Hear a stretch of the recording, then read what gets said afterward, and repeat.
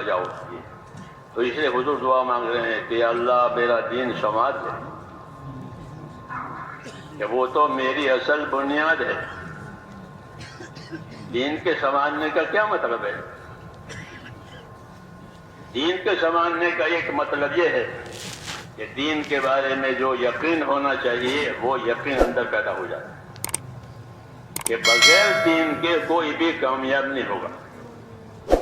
ہاں، یہ پکی بات ہے، یہ پکی بات ہے کہ بغیر دین کے کوئی طبقہ انسانوں کا کامیاب نہیں ہوگا، نہ تاجروں کا، نہ مزدوروں کا، نہ حاکموں کا، کوئی بھی.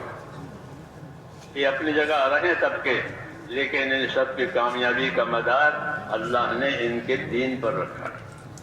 اس لیے کہا کہ ہمارا دین سنوار دے، کہ وہ تو ہماری اصل بنیاد ہے.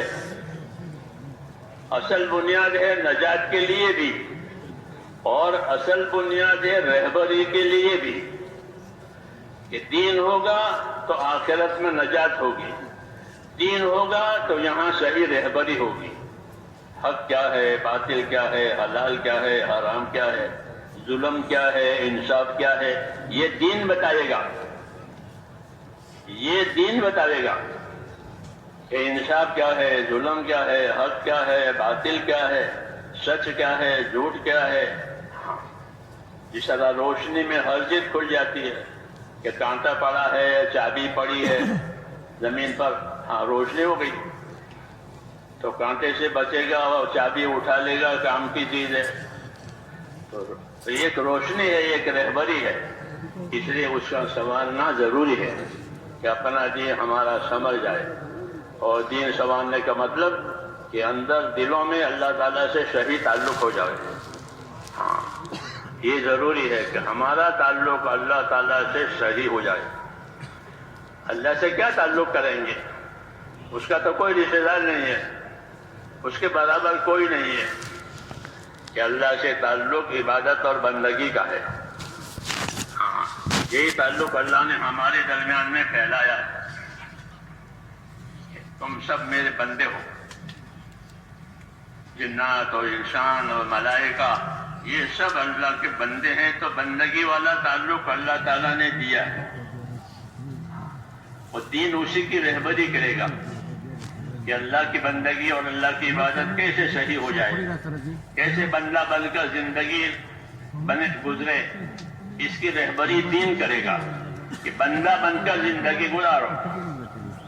کہ بندہ بن کر زندگی گزارنے کا کیا مطلب ہے؟ کہ بندہ بن کر زندگی گزارنے کا مطلب یہ ہے کہ اللہ کے ساتھ ایمان اور اخلاص سے رہو. اللہ سے کیسے رہو گے؟ کہ اللہ کے ساتھ ایمان سے اور اخلاص سے رہیں گے. کہ اللہ پر ہمارا ایمان ہے کہ اللہ ہی وہ ذات ہے جو عبادت کے لائق ہے، اس سے سوا کوئی عبادت کے لائق نہیں. اللہ ہی وہ ذات ہے کہ جو ہر ضرورت کو پوری کرنے والا، ہر نفع نقصان کا وہ مالک ہے. ہاں، ہر حال میں وہ اپنی قدرت سے سب کچھ کرنے والا ہے، اس کی قدرت سے سب کچھ ہوگا. اللہ کے ساتھ معاملہ عبدیت کا، احتیاج اور محتاجی کا. ہاں، اللہ کے ساتھ کہ ہم اللہ کی طرف محتاج ہیں اور ہم اللہ کے بندے ہیں. یہ تعلق پیدا کرنا ہے. جتنا اللہ کی طرف اپنی احتیاج بڑھے گی اتنی وہاں سے مدد آئے گی. جتنی احتیاط بڑھے گی، اپنی حاجتیں اللہ کو بتائیں گے تو اتنی مدد ہوگی. جی ہاں، اللہ کو یہ پسند ہے کہ بندے اس کے سامنے اپنی حاجتیں پیش کریں، اس سے مانگیں، اس سے امیدوار رہیں، اس کے ساتھ اچھا گمان کریں، اس سے نا امید نہ ہوئیں. یہ سب ہدایتیں اللہ تبارک و تعالیٰ سے ہم کو دی گئی تاکہ ہمارا تعلق اللہ تعالیٰ سے صحیح ہو جائے. اور اللہ نے ایک بڑی بات ہم کو یہ سنائی کہ میں بندے کے ساتھ وہ معاملہ کروں گا جیسا وہ میرے ساتھ گمان کرے گا. تو کتنا آسان ہو گیا. ہاں، اللہ کی تو شانیں ہیں، ان شانوں پر کون عبور کرے گا؟ تو کہا میرے ساتھ جیسا گمان کرے گا ویسا معاملہ کروں گا. ہاں، انا عند ظن عبدی بی، حدیث شریف ہے، میں بندے کے ساتھ گمان کے مطابق اگر سے گمان یہ ہے کہ اللہ میری مدد کرے گا، اللہ میری دعا قبول کرے گا، اللہ میری مشکل آسان کرے گا، تو وہ ہوگی. اور یہ کہ اللہ ہم تو بندے ہیں، گنہگار ہیں، ہماری کون سنے گا، کہ نہ، اسی بات بھی غلط بات ہے. ابشروا واملوا ما یسرکم، ہدایت دی ہے، بشارت لو، خوش رہو اور اللہ سے امیدوار رہو. ایسے امیدوار رہو کہ اللہ تمہیں خوش کر دے گا. اللہ سے امیدوار رہو، اللہ تمہیں خوش کر دے گا. ابشروا واملوا ما یسرکم، جو تمہاری خوشی ہے وہ تمہارے پاس آئے گی، تمہیں خوشی حاصل ہو جائے گی. اللہ سے امیدوار رہو. کوئی دوسرا نہیں ہے جو امیدیں پوری کرے. اللہ کی وہ ذات ہے جو امیدیں پیدا بھی کرتی ہے دلوں میں اور امیدیں پوری بھی کرتی ہے.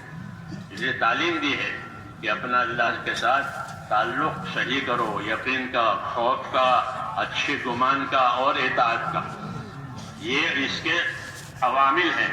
اللہ سے صحیح تعلق ہے کہ اللہ تعالیٰ کا خوف بھی ہو، اللہ تعالیٰ کا خوف ہو، کہ اللہ تعالیٰ کا خوف کہ اس میں بڑی خیر ہے.